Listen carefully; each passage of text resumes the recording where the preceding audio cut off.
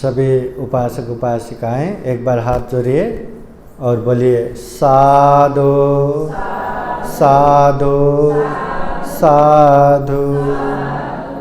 नमो बुद्धाय, नमो धम्माय, नमो संघाय। स्वागत है आप सभी का। आप लोग देख रहे हैं बुद्धास टीचिंग चैनल और हम यहाँ महाकारुणिक तथागत बुद्ध और उनके मानवहित कल्याणकारी धम्म की चर्चा करते हैं। तो वर्षावास के विशेष उपलक्ष्य में हम हर दिन शाम के 7 बजे विशेष धम्म देशना लेके आप लोगों के सामने आते हैं। तो आज भी ये विशेष धम्म देशना लेके आए हैं। आज का धम्म देशना ये विशेषतः रामनगर स्थित धम्मसागर बुद्ध विहार से आप लोगों को प्रत्यक्ष दिखा रहे हैं। तो आइए आज का ये कार्यक्रम शुरू करते हैं।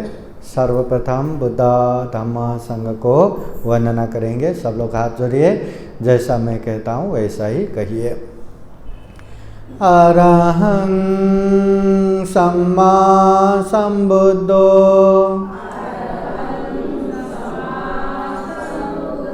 भगवा बुद्धं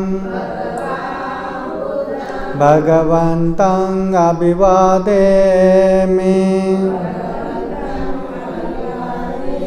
स्वाखातो भगवता धम्मो धम्मं नमस्सामि सुपतिपन्नो भगवतो सावक संघो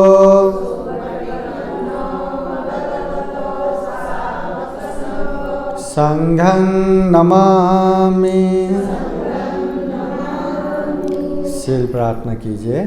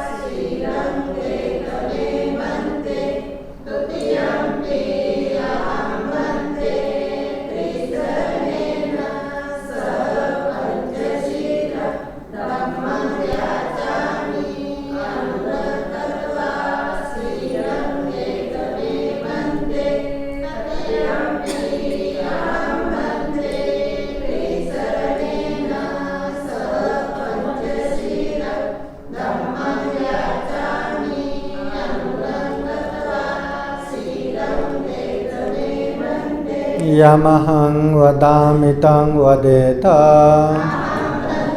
नमो तस्स भगवतो अरहतो सम्मा सम्बुद्दस्स।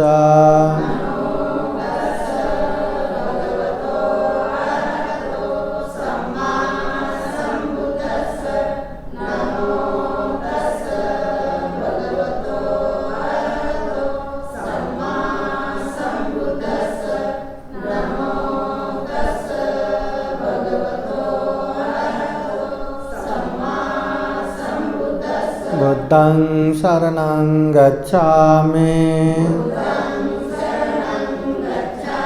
धम्मं शरणं गच्छामि संघं शरणं गच्छामि द्वितीयंपि बुद्धं शरणं गच्छामि द्वितीयंपि धम्मं शरणं गच्छामि द्वितीयंपि संघं शरणं गच्छामि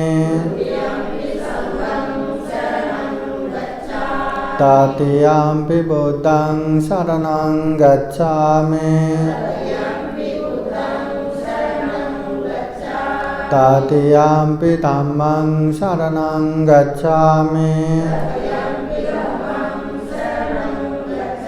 ततियम्पि संघं शरणं गच्छामि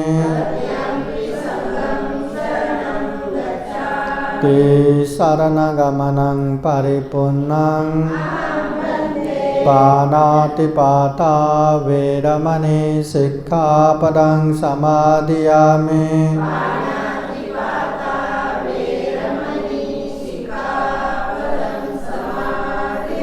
आदिन्नदाना वेरमणि सिक्खापदं समादियामि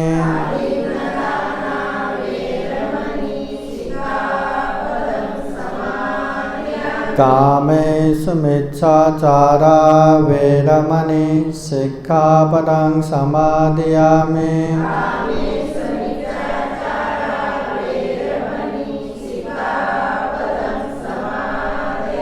मुसावादा वेरमणि सिक्खापदं समादियामि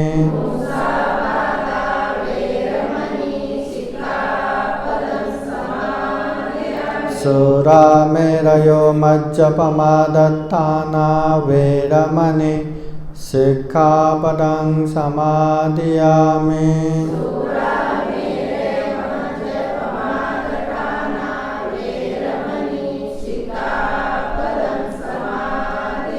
ते शरणेन सह पंचशीलं धम्मं साधुकं सुरक्षितं कृत्वा अपमादेन सम्पादेत साधु साधु साधु बुद्धं नमामि धम्मं नमामि संघं नमामि।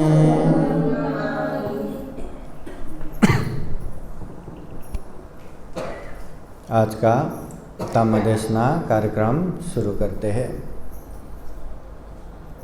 समन्ता चक्रवालेषु अत्र गच्छन्तु देवता सतमं मुनिराजस शृण्वन्तु सद्गमोक्षदं धम्मश्रवणकालो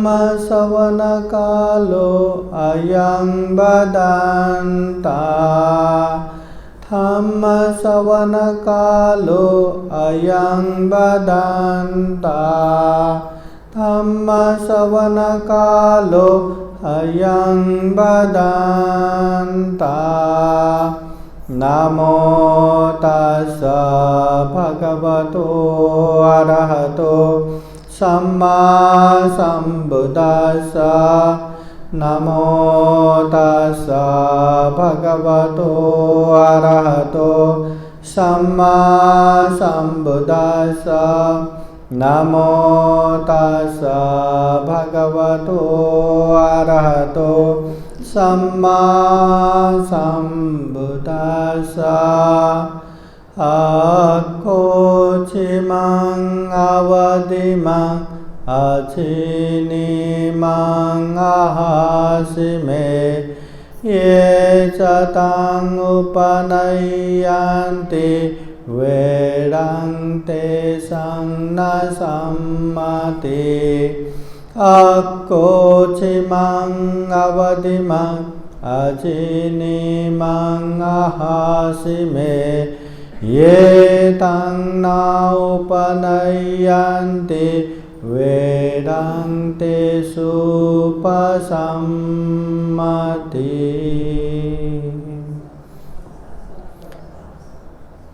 महाकारुणिक तथागत भगवान बुद्ध को त्रिबार वंदना।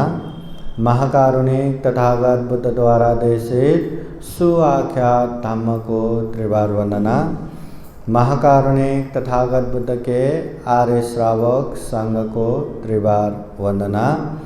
परम पूजनीय बोधिसत्व डॉक्टर बाबा साहब अम्बेडकर आज के विशेष धम्म देशना कार्यक्रम में उपस्थित पूजनीय भिक्षु संघ धम्मसागर बुद्ध विहार के उपासक उपासिकाएं तथा प्रत्यक्ष अप्रत्यक्ष रूप से धम्मदेशना कार्यक्रम में सहभागी संपूर्ण श्रद्धा संपन्न बुद्धि संपन्न उपासक उपासिकाएं।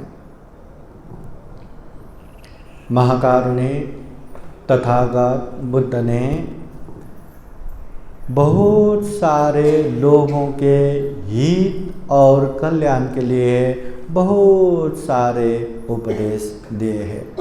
जैसे जैसे जिस तरह के लोग तथागत बुद्ध के सामने आए और जैसे जैसे जिस तरह से उन लोगों को समझाना है, उन लोगों को ज्ञान मार्ग में प्रतिष्ठित करवाना है, उसी तरह तथागत बुद्ध ने ढेर सारा उपदेश दिए हैं। कभी कभी ऐसे पंडित लोग भी आते हैं कि ये गाथा सुन के ही श्रोता प्रतिफल प्राप्त करते हैं। उन लोगों को संक्षिप्त में प्रवचन दिया तो भी चलता है। कभी कभी ऐसे लोग आता है कि जैसे संक्षिप्त में नहीं, थोड़ा सा व्याख्या करके बताएंगे तो समझ में आता है। कभी कभी ऐसे लोग भी आते हैं जिससे अनेक तरह से व्याख्या विस्तार करके अनेक उदाहरण दे के भी समझाना रहता है, तब वो बरोबर समझता है। और कभी कभी तो ऐसा भी रहता है कि लोगों को समझाने के लिए तथागत बुद्ध उन लोगों को ही प्रश्न कर करके समझाते हैं। और कभी कभी ऐसा भी माहौल बनता है, अभी सीधे सीधे बता के सामने वाले समझने वाला नहीं है, तो उन लोगों को अनेक उपाय कौशल्य द्वारा तथागत बुद्ध समझाते हैं। मगर तथागत बुद्ध किसी को भी समझाते हैं तो कभी भी झूठ का सहारा नहीं लेते, कभी भी असत्य का सहारा नहीं लेते। तथागत बुद्ध सत्य बोल के ही उन लोगों को समझाते हैं, असत्य बोल के कभी तथागत बुद्ध नहीं समझाते। कृष्णा गौतमी मरे हुए अपने बच्चे को ऐसे पकड़ के बुद्ध के सामने आए, बुद्ध के पैरों में बच्चे को रख के कहते हैं कि आप बुद्ध है, तथागत है, कुछ भी कर सकते हैं। मेरे बच्चे सब लोग कहते हैं मर गए, पर मैं नहीं मानता, मेरे बच्चे सोए हैं, अभी उठेंगे, आप कुछ उपाय कर दो ताकि ये बच्चे उठे। बुद्ध देखते हैं बच्चे तो मर चुके हैं, और बुद्ध कृष्णा गौतमी को देखते हैं, उसका हालत तो ठीक नहीं है, बच्चे में इतना अटैच है, इतना आसक्त है कि उसको समझाए तो भी नहीं समझ पाएंगे। तो कैसे समझाए? सीधा सीधा बच्चे मर गए ऐसा भी नहीं कह सकते, ऐसा कहते तो आप नहीं तो कोई और करके दूसरी जगह जाते। तो तथागत बुद्ध ने उपाय कौशल्य द्वारा, ठीक है, एक मुट्ठी सरसों लाओ, ऐसी घर से लाओ जहाँ कोई न मरा हो, ऐसे परिवार से लाओ जहाँ कोई न मरा हो, बस निकल पड़े सरसों एक मुट्ठी लेने के लिए। हर घर में हर परिवार में जाते जाते जाते जाते पता चला ना, हर परिवार में कोई ना कोई मरा ही है। किसी का माँ मरा है, किसी का बाप मरा है, किसी का बेटा मरा है, किसी का बेटी मरा है, किसी का कौन, कोई ना कोई तो मरा ही है, हर परिवार में मरा है। एक दो की बात नहीं है, सुन सुन के उसने महसूस किया कि दुनिया में हर किसी को तो मरना ही है, मेरा बच्चा ही नहीं जो मरा है, सारे लोग मरते हैं। बस महसूस किया बुद्ध ने मुझे यही समझाना चाह रहे थे, मैं समझ गया। बुद्ध के पास जाते, क्षमा मांगते, बच्चे का दाह संस्कार करते, बाद में ऐसे दुखमय जीवन में क्या सुख शांति भुगतना, चलो दुख मुक्ति के मार्ग पे वो भी भिक्षुनी बन के दुख मुक्त निर्वाण तक प्राप्त किया। बुद्ध लोगों के हित और उपकार के लिए उपदेश देते हैं, लोगों को कैसे समझ में आए उस तरह से उपदेश देते हैं, इसलिए लोग भी बरोबर समझते हैं। अभी हम सुखी है कि दुखी है? सुखी है कि दुखी है? देखा जाए तो सबका चेहरा प्रसन्न है, सुखी है, पर देखा जाए तो अंदर ही अंदर इतना दुख से भरा हुआ है। कभी ये चाहा था वो नहीं मिला, कभी वो चाहा था वो नहीं मिला, वो अपना प्रिय वो बिछोड़, वो अप्रिय इसके साथ ही रहना पड़ रहा है। कभी ये दुख, कभी वो दुख, कुछ दुख नहीं रहा। अरे बुढ़ापे आ गया, पहले मैं ऐसा करता था अभी कर नहीं पा रहा हूँ। कभी बीमारी आ गया, ऐसा हो गया। कभी अरे मैं तो मृत्यु के नज़दीक नज़दीक पहुँच रहा हूँ, मैं कहीं जल्दी न मर जाऊँ। अनेक अनेक दुख कष्टों से भरा हुआ है। और इंसानों में अनेक तरह का क्लेश भी है, लोभ है, द्वेष है, मोह है, जिसकी वजह से ये दुख और ज़्यादा और ज़्यादा और ज़्यादा बढ़ते बढ़ते जाते हैं। इसलिए तथागत बुद्ध कहते हैं, अगर हमें दुख पसंद नहीं है तो दुख का मूल कारण उसको दमन करो। दमन करेंगे तो कुछ समय के लिए हमें सुख शांति मिलेगा। अगर समन करेंगे, अगर उसको जड़ से निकाल के फेंकेंगे तो कभी फिर से दोबारा दुख कष्ट नहीं होगा। अभी महाकारुणिक तथागत बुद्ध धम्मपद में गाथा द्वारा कहते हैं, अकोचिमं अवधिमं अजीनिमं अहासिमे। उसने मुझे मारा, उसने मुझे गाली दिया, उसने मुझे लूट लिया, उसने मुझे जीत लिया। ये चतंग उप नयंती वैरंग तेसंग न सम्मति। जो व्यक्ति ऐसे बार बार याद करते रहते उसके मन में कभी शांति नहीं होगा। हर किसी के जीवन में ऐसी बातें तो होते हैं ना। किसी ने अरे उसने मुझे ऐसा कह दिया था, हाँ क्यों ऐसा कहा, ऐसे कैसे कह दिया, ऐसे मन में बार बार चाह के भी हम भूल नहीं पाते, बार बार उबर के सामने आते। किसी ने कुछ कर दिया, किसी ने कुछ सोच लिया, हाँ वही बार आते। आसान नहीं है ऐसी बातें भूलना, इसलिए तो हम दुखी है, इसलिए तो अशांति है। बराबर ना, हर किसी के जीवन में रहता है ना, हाँ कुछ न कुछ ऐसी घटना रहता ही है। अरे बाप रे, ऐसे समय में उन लोगों ने मुझे ऐसा किया, ऐसे कैसे किया, ऐसा बोला, ऐसे कैसे बोला, ऐसे सोचा, ऐसे कैसे सोचा। अरे तब अब करके दिखाओ, अब मैं ऐसे जवाब दूंगा, ऐसे करूंगा। उसी में लुटपुट करके बैठते। तब ऐसा किया था, अगर ऐसा होता तो मैं ऐसा बोलता, ऐसा करता। कभी पास्ट में, कभी फ्यूचर में, कभी पहले की बातों में, कभी बाद की बातों में लुटपुट करके बैठते। तो ऐसे चीज बार बार याद करने से मन में कभी सुख शांति नहीं होता। इसलिए तथागत बुद्ध कहते हैं, अकोचिमं अवधिमं अजीनिमं आहासिमे ये तंग न उपनयंती वैरंग ते सुपसम्मति। ये वैर भाव शांत होगा, मन के अशांति भी शांत हो जाएगा। क्या करना है? उसने मुझे मारा, उसने मुझे जीता, उसने मुझे लूटा, उसने मुझे हरा लिया, ऐसे बार याद करके नहीं बैठा तो मन में शांति हो जाएगा, वैर शांत हो जाएगा। पर आसान नहीं है, वो चीज़ें भूलना आसान नहीं है कि किसी ने कोई एक समय में ऐसा बोला था, ऐसा किया था। आंखें भी बंद करेंगे ना, वो बातें याद आता है और सोने नहीं देता, चैन से बैठने नहीं देता। हाँ, अब इसमें फायदा किसका है? चलो फायदा तो छोड़ दो, नुकसान किसका है? अरे किसी एक समय में ऐसे माहौल बन गया था जिसकी वजह से उसने ऐसा बोला, ऐसा किया, और वही बात पकड़ के हम इतना बेचैनी होके बैठते हैं, इतना अकुशल वही याद करके बैठते हैं।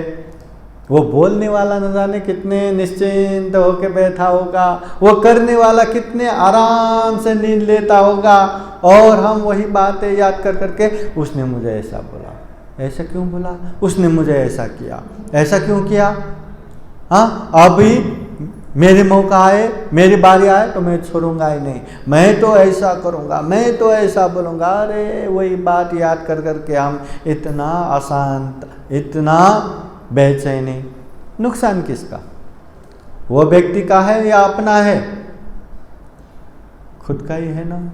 इसलिए तथागत बुद्ध कहते हैं वैर को समन करना है, जो अंदर के अशांति को शांत करना है, तो ये बातें छोड़ दो।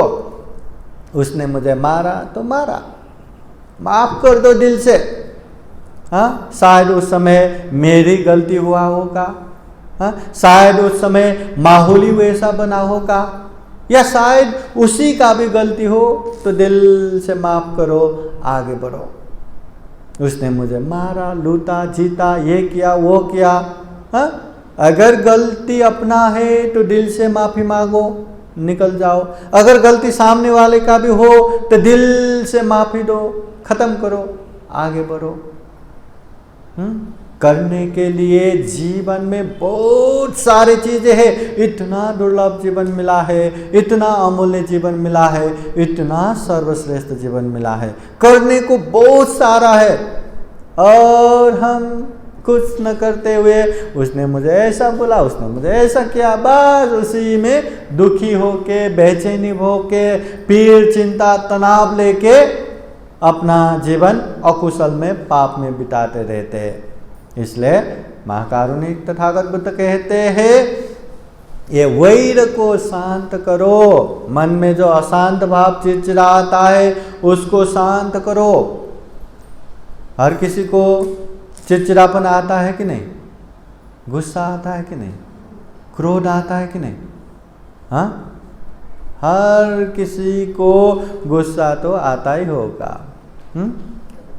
किसी किसी को ज्यादा ही आता है, किसी किसी को जल्दी आता है, पर किसी किसी को थोड़ा धीरे आता है, थोड़ा कम आता है, पर आता सबको है, सबको गुस्सा आता है। अभी ये गुस्सा आने के बाद हमें अच्छा लगता है कि बुरा लगता है?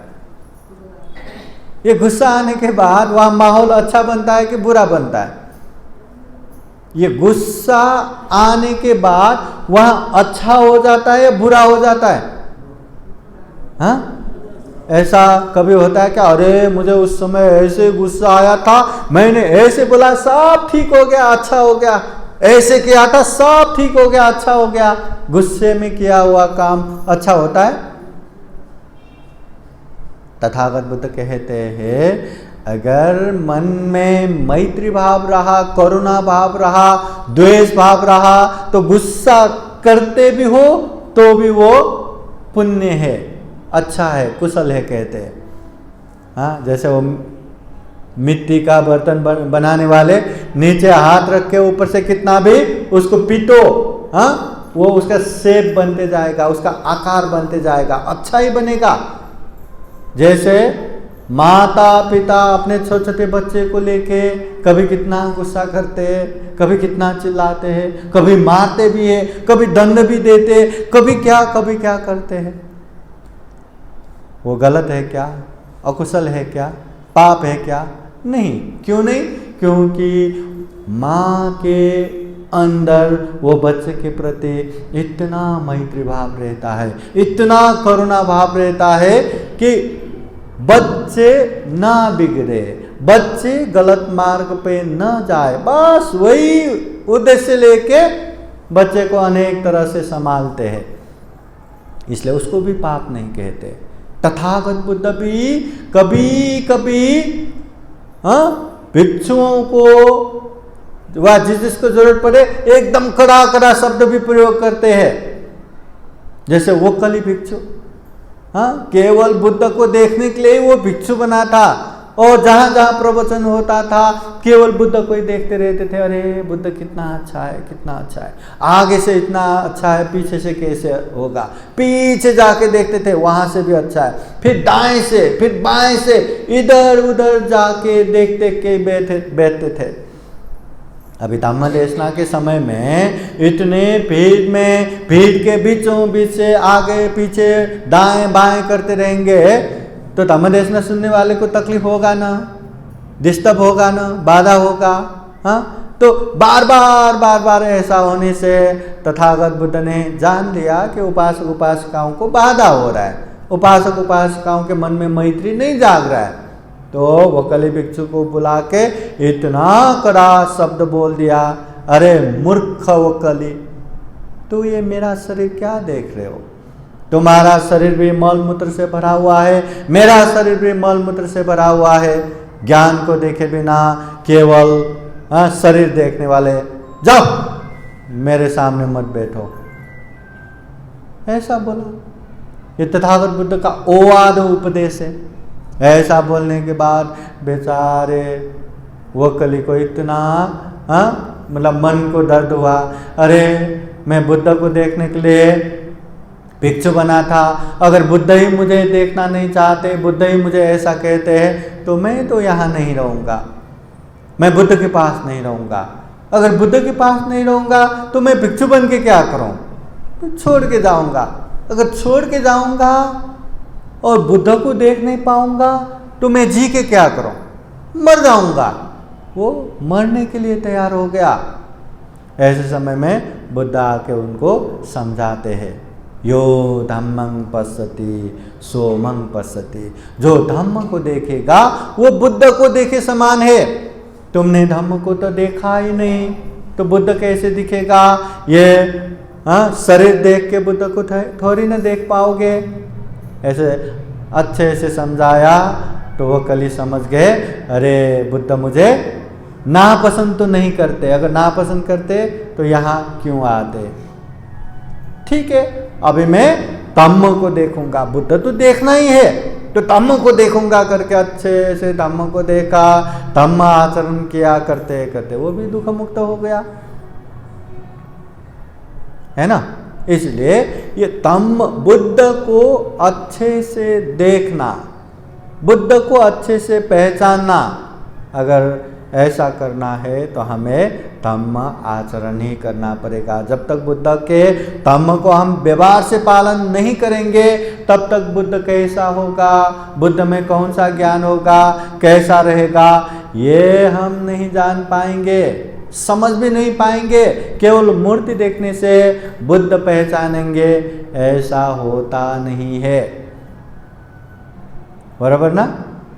हाँ, इसलिए ये जो भी मन में चिड़चिड़ा भाव है, द्वेष भाव है, गुस्सा भाव है, हर किसी में है, तो ऐसे द्वेष भाव से हमारा गलत ही होता है, कल्याण होता है ऐसा नहीं है।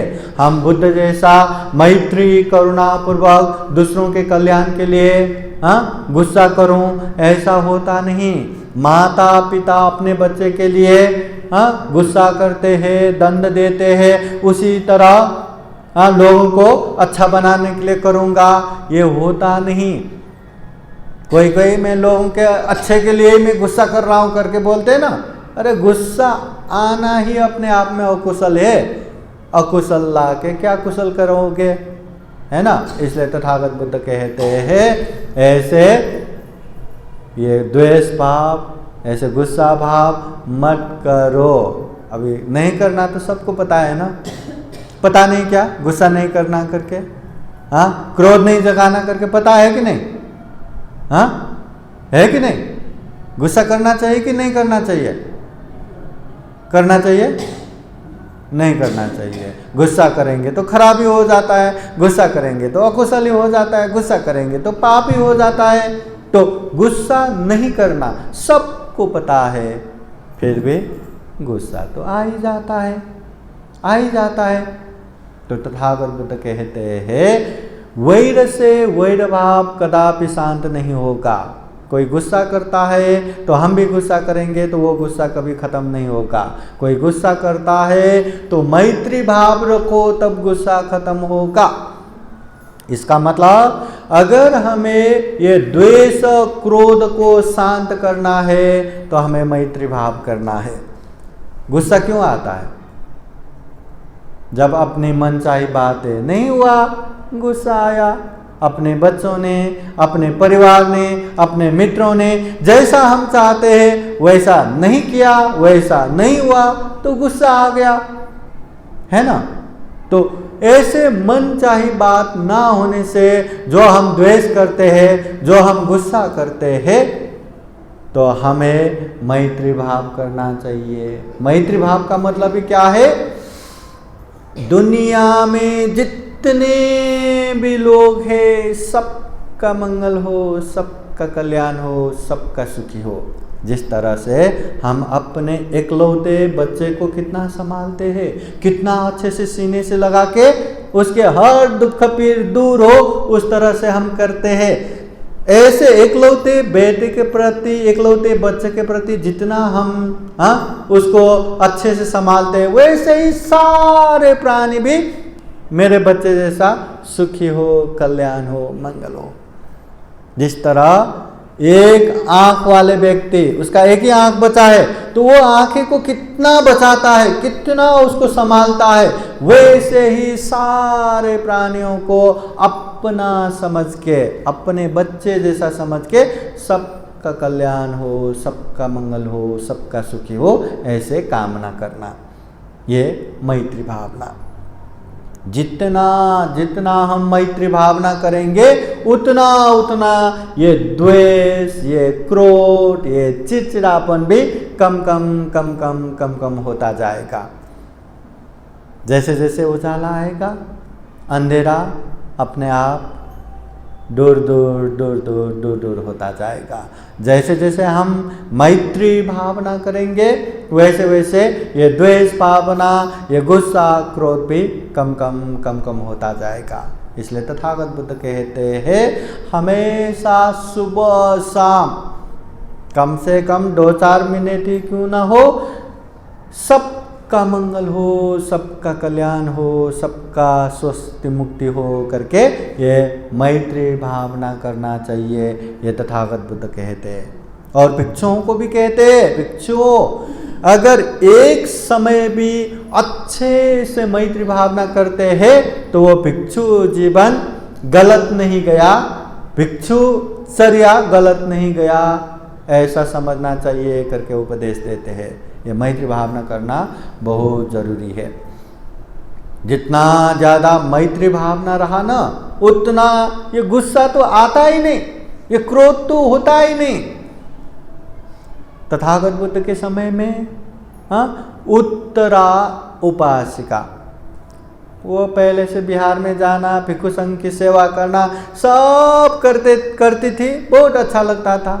पर उसका शादी जब हुआ तो अबोध कुल में, उसको बिहार जाने का मौका ही नहीं, उसको शील पालन करना, उपोषण लेना, भिक्षु संघ को दान देना, सेवा करना कुछ भी मौका नहीं मिल रहा था। अब क्या करूं क्या करूं क्या करूं, अपने पति छोड़ नहीं रहा है, जाने का मौका नहीं दे रहा, अब क्या करूं। तो उसने अपने मायके से बहुत सारा पैसा मंगाया, वो सारा पैसा सिरिमा नामक एक गणिका को उसको दे दिया और कहा तुम 15 दिन मेरी जगह पे रह के मेरी पति की सेवा करो। और सिरिमा गणिका बोले तो उन समय में बहुत ही खूबसूरत, बहुत ही सुंदर। तो अपने पति को ये उत्तरा कहती है कि मैं 15 दिन उपवास रह के संघ की सेवा करूंगी, आपकी सेवा ये करेगी। तो उसने देखा अब इतने खूबसूरत है, सुंदर है, अगर ये सेवा करेगी तो ठीक है करके अनुमति दे दिया। उसके बाद वो दिन रात भोजन देना, भोजन के लिए पूरा संभालना, उपोषण लेना, शील पालन करना, दान करना, पूरा पूरा करने लगी। ऐसा करते करते करते करते करते अंतिम दिन आते आते एक बार उत्तरा के पति ऊपर ये विंडो से, है ना, खिड़की से ऐसा देखा तो उत्तरा को देखे, और उत्तरा इतने बड़े सेठ, इतने बड़े पैसे वाले, मगर वहाँ ऐसे कैसे भी कपड़ा पहन के, महिला कैसा भी कपड़ा के पहन के जहाँ खाना बना रहे थे वहाँ देख रहा था, यहाँ वहाँ सेवा कर रहे थे ना, यहाँ वहाँ देख रहा, तो वो हंस पड़े कि कितना मूर्ख है, इतना ऐसो आराम की जिंदगी छोड़ के देखो ऐसे कर रहे करके वो हंसे। वहीं पे श्रीमा गणिका ने देखे कि ये खिड़की से देख के किसके ऊपर हंस रहे, देखा तो उत्तरा को देखते ही अरे इसके मन में अभी भी उत्तरा के प्रति वो प्रेम है, इसलिए हंस रहे। तो मैं उसको इतना जेलस हुआ, इतना डाहा ईर्ष्या हुआ कि वो तो भूल ही गई श्रीमा गणिका कि वो तो 15 दिन के लिए पैसा लेके आए, भूल ही गई। उसको लगा कि वो तो अपना ही पति है, अपना ही पति है जैसा लगा, तो ये उत्तरा को तो छोड़ूंगी ही नहीं, उत्तरा मर गई तो ये मेरा ही होगा करके उत्तरा को मारने के लिए गुस्से से, छोटी सी बात थी ना, मगर गुस्सा बढ़ते अब क्या करूं, चलो छोड़ूंगी नहीं करके वहां से ऊपर से नीचे भागा आया। जहां उत्तरा थी उस तरफ भागते चले गए, और आजू बाजू देख रहे क्या लूं क्या करूं उसको। तो वहां तेल गरम करके रखा था, वो खौलते हुए तेल लेके उत्तरा के ऊपर डाल दिया। अभी वो उत्तरा इतने गुस्से से लाल पीला होके जो श्रीमा गणिका अपनी तरफ आ रही थी ना, तब भी उसके मन में उसके प्रति कोई द्वेष नहीं था, कोई गुस्सा नहीं था। गुस्सा भी कर सकते थे ना कि इतना पैसा देके इसको रखा और मुझ पे मारो इसको, पकड़ो इसको, कुछ भी कर सकते थे ना, पर नहीं, इतना मैत्री। अरे ये श्रीमान की वजह से आज मैं इतने दिनों से उपवास ले पा रहा हूँ, इतने दिनों से संघ की सेवा कर पा रहा हूँ, इतना दान पुण्य कर पा रहा हूँ, इतना कुशल कर्म कर पा रहा हूँ, ये श्रीमान की वजह से। उसको खूब मंगल हो, खूब कल्याण हो, मैत्री भर भर के आ रहे थे। तो ऐसे समय में वो खौलता हुआ तेल उसके ऊपर गिरा तो मानो ऐसा लगा कि शीतल जल उसके ऊपर छिड़क दिया हो, कुछ भी बुरा नहीं हुआ, शीतल जल छिड़कने जैसा ही गया वो। ये मैत्री का प्रभाव। मैत्री बहुत ही पावरफुल रहता है, बहुत ही शक्तिशाली रहता है, बस मैत्री करने वाला उतना पावरफुल होना चाहिए। तथागत बुद्ध को मारने के लिए देवदत्त ने नालागिरी जैसे हाथी को दारू पिला के बुद्ध के सामने छोड़ा था। इतना डरावना, इतना तेज भागने वाला, सामने जो भी आए उसको तो कुचल के मार दे। ऐसे भागते हुए आ रहे थे तो सारे लोग इधर उधर भागने लगे। आनंद भिक्षु भी तथागत बुद्ध को, भगवान ये तो पशु है कि इसको क्या समझ में आएगा, ये तो सामने वाले सबको कुचल के मार ही डालेगा, इसलिए हमें रास्ते से हटना चाहिए, आप भी इधर आइए करके बुद्ध को भी हटा रहे थे। मगर तथागत बुद्ध अपने रास्ते पे जाके शांति से इतना मैत्री करुणा रखे कि इतने जंगली जानवर जैसे भागते हुए आए हुए वो प्रमादी नालागिरी भी तथागत बुद्ध के सामने पहुँचते जैसे पालतू जानवर है वैसे ही वहाँ बैठ गए बुद्ध के पास। ये मैत्री का प्रभाव। और ऐसा चमत्कार बारंबार देखने को मिलता है तथागत बुद्ध के समय में, यह मैत्री की वजह से। इसलिए तथागत बुद्ध कहते हैं ये चमत्कार नहीं, ये प्रकृति का नियम है। जैसे जैसे हम मैत्री भावना बढ़ाएंगे वैसे वैसे ये द्वेष भाव, ये क्रोध भाव, ये गुस्सा अपने आप कम हो जाएगा। और मैत्री ज़्यादा पावरफुल रहा तो ये द्वेष भाव भी खत्म ही हो जाएगा। तो उसके लिए क्या करना है? लोगों को मंगल हो, कल्याण हो, मैत्री भावना करना है। और मैत्री भावना करने के लिए हमेशा लोगों की अच्छाई देखना है। बुरा दिखे तो लोगों को गुस्सा आता है, द्वेष आता है। और हमारी आदत भी ऐसे ही है ना, लोगों ने कितना भी हमें उपकार किया तो वो उपकार किया हुआ हम याद ही नहीं करते। कुछ भी थोड़ा भी गलत किया हो उसी को याद कर करके, उसने मुझे ऐसा बोला था, उसने मुझे ऐसा किया था, ठहरो मेरी भी बारी आएगी, मैं उसको ऐसा बोलूँगा, मैं ऐसा करूँगा, वही द्वेष भाव रख के बैठते हैं। इसलिए हमें बुरा नहीं सोचना, नकारात्मक नहीं होना, हमेशा पॉजिटिव रहना, हमेशा सकारात्मक रहना, हमेशा लोगों की अच्छाई देखना। लोगों की अच्छाई देखेंगे तो मैत्री भाव रख पाएंगे, लोगों की बुरा देखेंगे तो द्वेष भाव बढ़ जाएगा।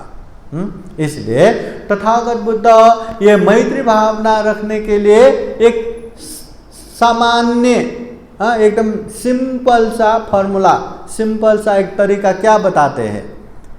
इंसान जो है, जो भी अच्छा बुरा कर्म करता है 3 माध्यम से करता है, या तो शरीर से, या तो वाणी से, या तो मन से। जितना भी पाप करो, जितना भी धर्म करो, जितना भी कुशल अकुशल करो, यही 3 माध्यम है, शरीर, वाणी, मन। तो तथागत बुद्ध कहते हैं यही 3 चीजों को ध्यान दो। लोगों का, अगर किसी का वाणी अच्छा है पर वो करता भी अच्छा नहीं है, सोचता भी अच्छा नहीं है, जो अच्छा नहीं उसमें उपेक्षा भाव रखो। और जो अच्छा बोलता है ना, वाणी अच्छा है ना, वो याद करके उसके प्रति खूब खूब मंगल मैत्री करो। और हो सकता है किसी का काम बहुत अच्छा है पर वो बोलता भी अच्छा नहीं, सोचता भी अच्छा नहीं, तो जो अच्छा नहीं उसमें उपेक्षा भाव रखो, तटस्थ रहो। और जो अच्छा करता है वो याद करते करते उसके प्रति खूब मंगल मैत्री कामना करो।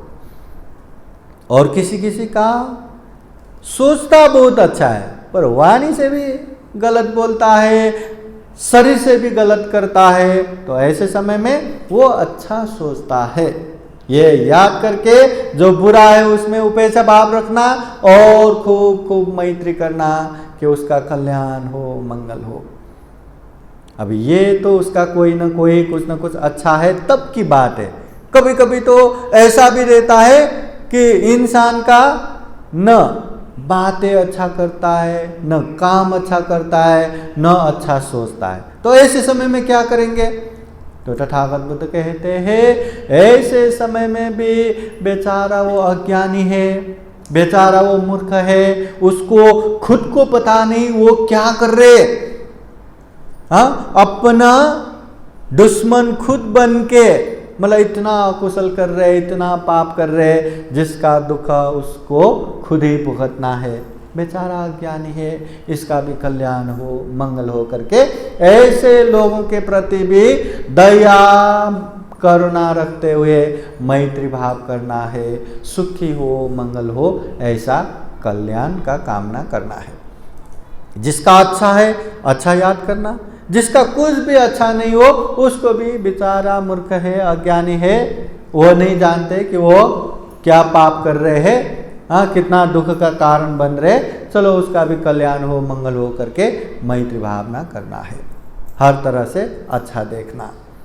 याद रखना, यहाँ कोई भी यहाँ व्यक्ति रहे या दुनिया के कोई भी इंसान रहे, अगर वो इंसान की बुरी बुरी बातें करने लगे, बुरी बुरी बातें याद करने लगे, तो जीवन भर वो थू ऐसा थू थू करके जिंदगी निकाला तो जिंदगी खत्म होगा, उसकी बुराई खत्म नहीं होगा।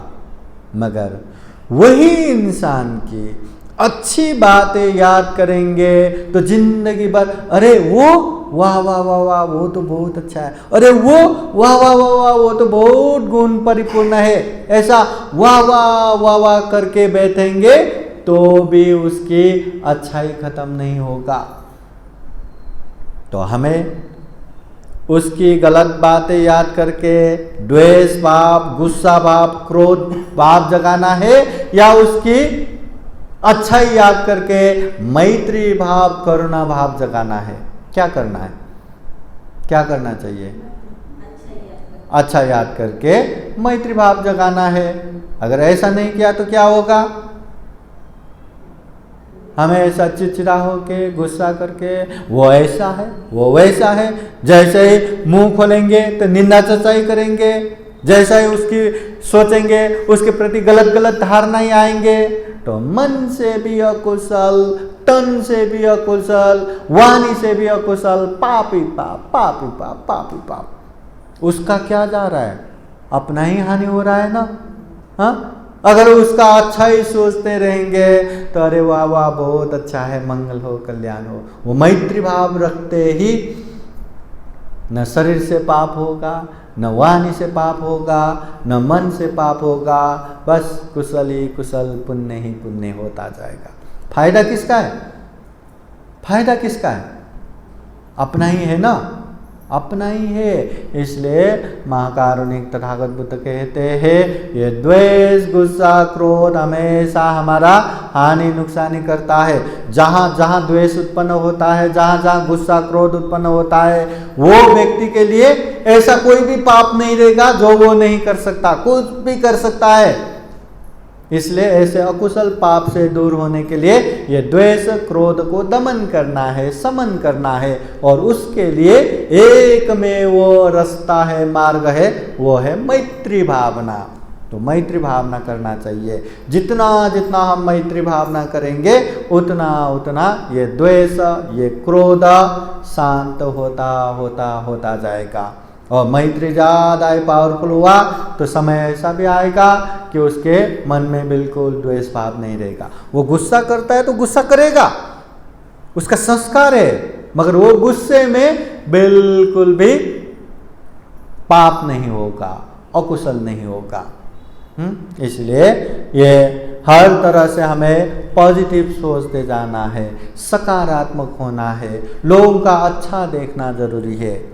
तथागत बुद्ध स्पष्ट कहते हैं, दुनिया में दो गुण धम्म दुर्लभ है। दो गुण धम्म, पहला गुण धम्म है निस्वार्थ भाव से उपकार करना, और दूसरा गुण धम्म है किया हुआ उपकार को याद करना, कृतज्ञ बनना।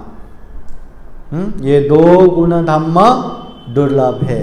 तो हम लोगों की अच्छाई याद करेंगे तो एक तो कृतज्ञ गुण धम्म को बढ़ा रहे हैं, दुर्लभ गुण धम्म को बढ़ा रहे हैं, और दूसरा मैत्री भाव जगा रहे हैं। और इससे अगर हम लाइट जलाएंगे तो अंधेरा कहाँ रह पाएंगे, मैत्री भावना करेंगे तो ये गुस्सा क्रोध कहाँ रह पाएंगे।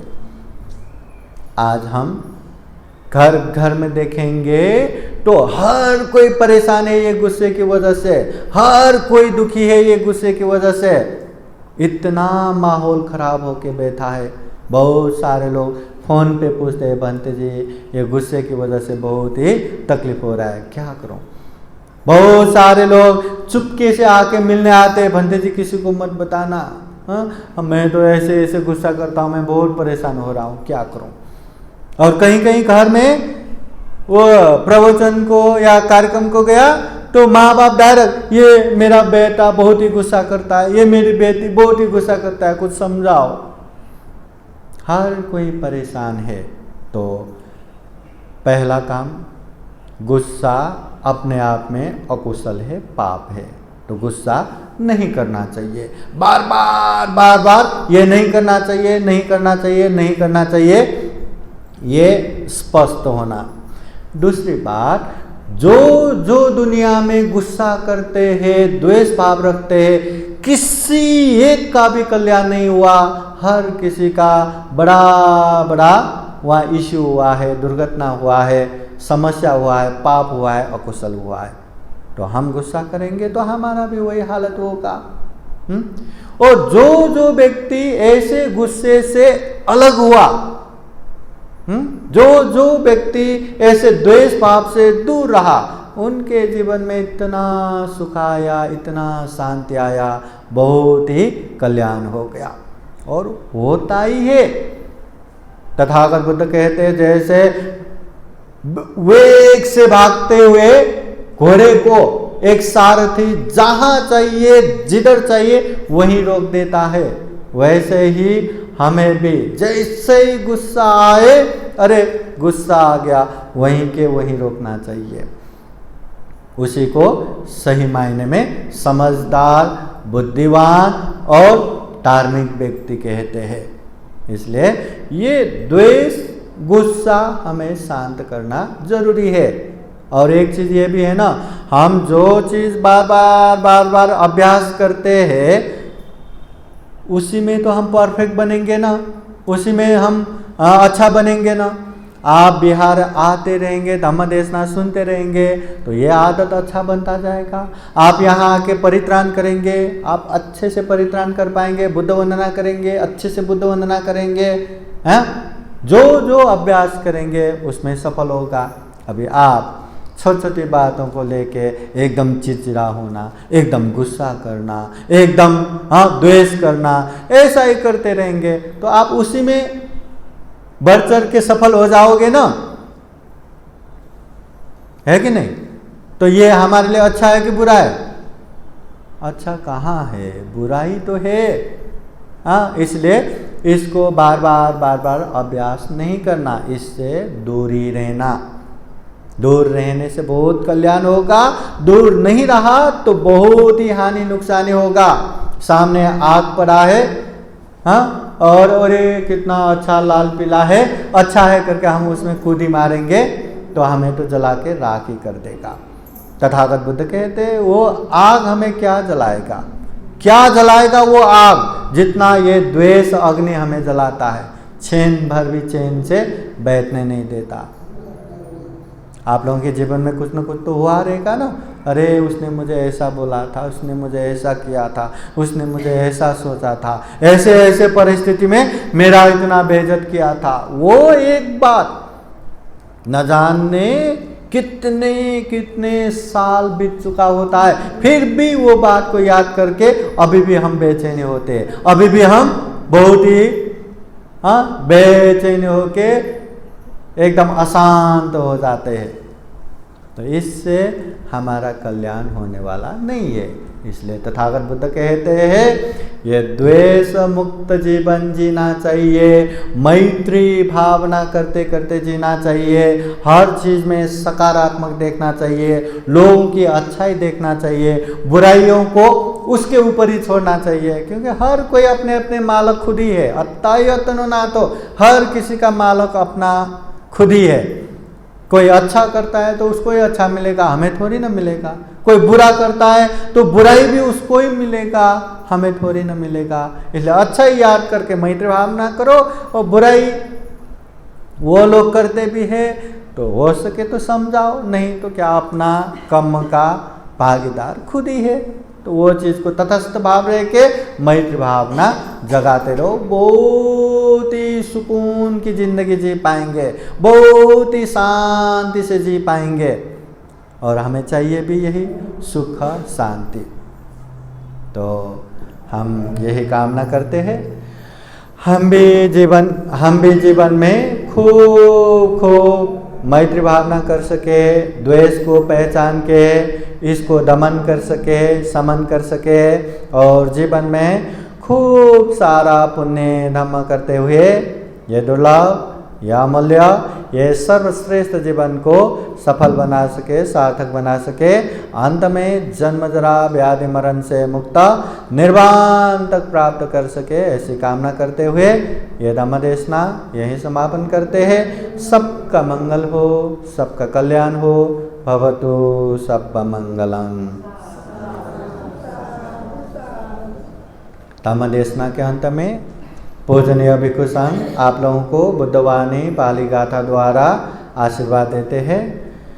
आप लोगों के जीवन में बुद्ध का आशीर्वाद रहे, धम्म का आशीर्वाद रहे, संघ का आशीर्वाद रहे। सभेतियो विवाचान्तो सब रोगो विनाशतो माते भवतु अन्तरायो सुखी दीर्घायुको भव भवतु सर्वमङ्गलं रक्षन्तु सर्वदेवता सर्वबुद्धानुभावेन सदा सोते भवन्तु ते भवतु सर्वमङ्गलं रक्षन्तु सर्वदेवता सर्वधर्मानुभावेन सदा सोते भवन्तु ते भवतु सर्वमङ्गलं रक्षन्तु सर्वदेवता सर्वसङ्गानुभावेन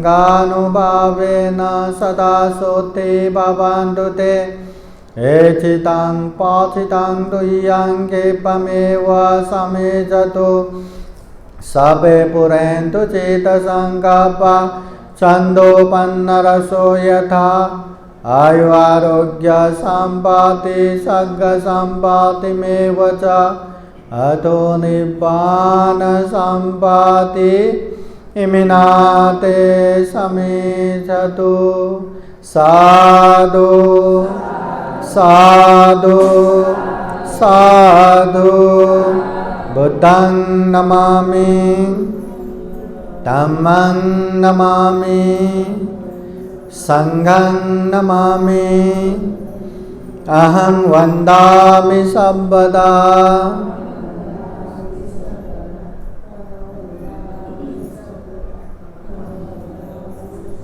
सबका मंगल हो, सबका कल्याण हो, सुखी हो, सुखी हो, सुखी हो। आज का यह धम्मदेशना कार्यक्रम यहीं संपन्न होता है। साधु साधु साधु।